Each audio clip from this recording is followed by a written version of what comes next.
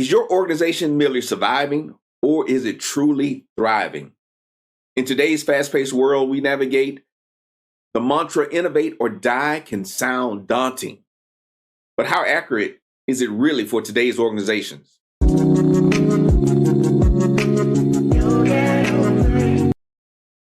Rise and shine leaders, this is Glen, Guyton, your cultural futurist, equipping organizations with effective strategies to foster a culture of innovation, reduce workplace stress, and elevate team performance. It's time for our executive coffee break. Yes, I have my beverage in hand. I hope you have yours too. They say you can't choose your family, but you can choose your workplace culture and your beverage. Leadership matters, so you might as well get good at it. And if you are watching on YouTube, don't forget to like and subscribe. In this episode, we're going to dive into the concept of innovate or die. Now, this phrase might come across as a stark ultimatum, but it embodies the critical importance of innovation in today's business landscape. Let's break it down. First, understanding innovation. Innovation doesn't always mean creating something entirely new. It's also about improving processes, adapting to market changes effectively, and implementing new technologies. For leaders, fostering an environment where innovation is part of the daily routine is key. Just think about different industries and innovation. Now, if you are in the hammer industry, well, how much do you innovate? I mean, there are some changes, but a hammer is a hammer. I mean, the design has not changed that much. Now, this hammer has a fiberglass stalk or handle, whatever you want to call it. So it could be lighter. I mean, there are some things that you can do. Some hammers are magnetic, but there's not a lot of change that's happened to the hammer. They have different types of hammers. You know, this is that claw hammer that you can pull out nails and things like that. So there are some minor things that people do to hammers, but hey, a hammer is a hammer. But now as we think about phones, things like that. Now, this is truly different, right? The phone that I had growing up where you talk like this is much different than the phone that you talk like that. If you watch some of the YouTube videos, TikTok videos, when they're doing the generational examples, someone say, hey, pick up the phone. Older people do like this. I've seen some younger people go like this when they're talking about the telephone. As we think about things like Blockbuster versus Netflix, those were truly transformational changes. The hammer, not so much. So innovation comes in many different ways, but moving from a wooden handle to a fiberglass handle, hey, that's innovation. So we can think about this in different ways in different workplaces. Why do we want to innovate? Well, we don't want to risk stagnation. In the absence of innovation, organizations risk becoming irrelevant. We've seen major companies lose their edge because they failed to adapt. Again, we can think about Blockbuster and Netflix.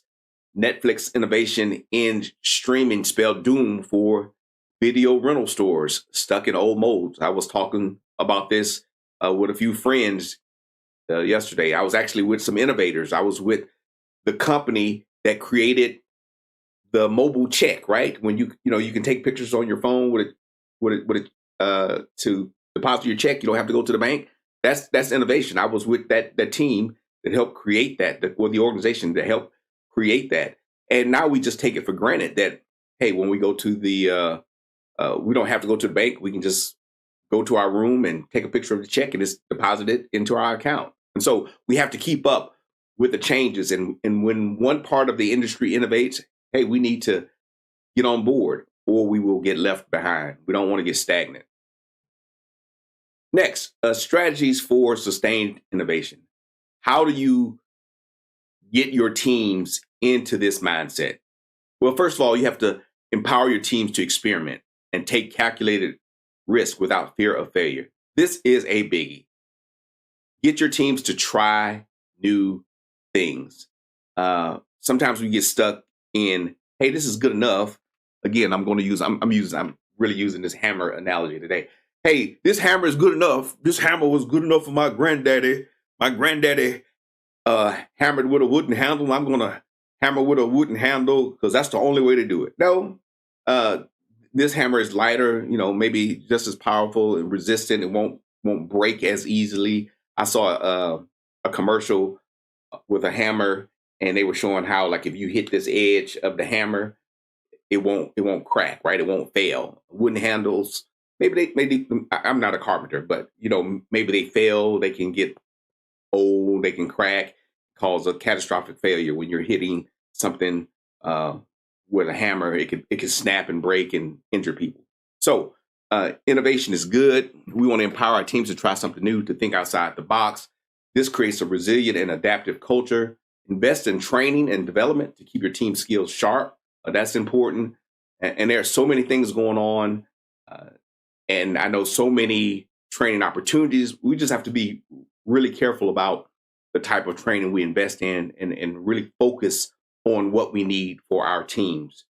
And finally, as we think about strategies for sustained innovation, encourage cross-departmental collaboration to leverage diverse ideas and perspectives. Now, this is really crucial when you're designing something new. Get diverse perspectives involved. And I'm not talking about just racial diversity or gender diversity, but get departmental diversity.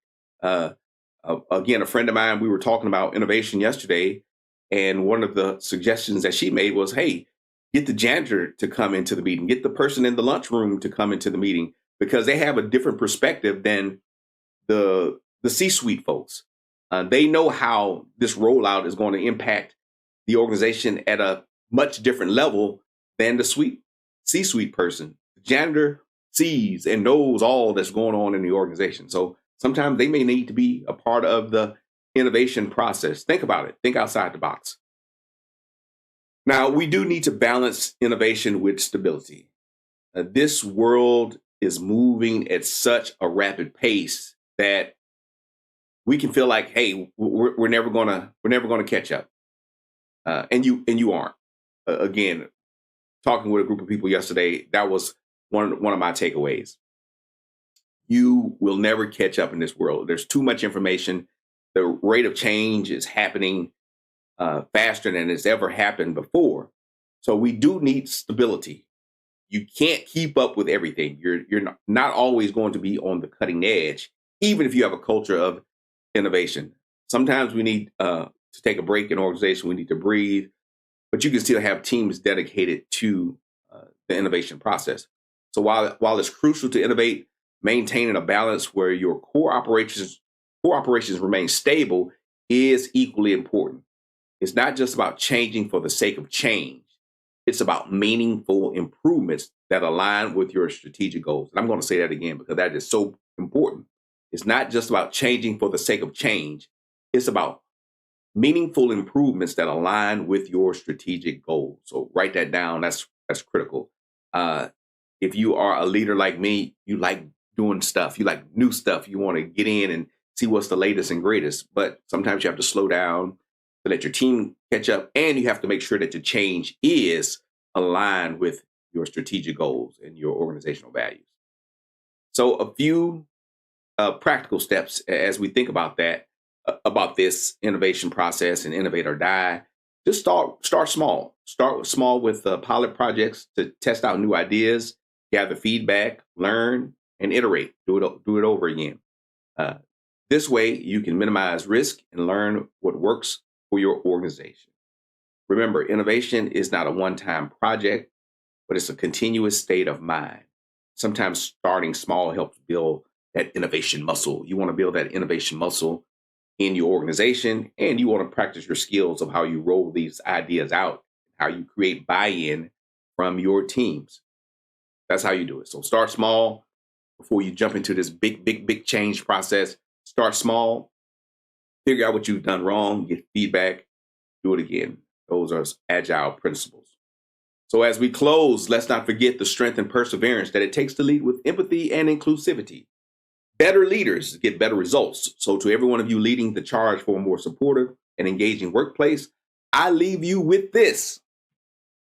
Stay bold, stay inspired, and remember that your actions today shape the culture of tomorrow.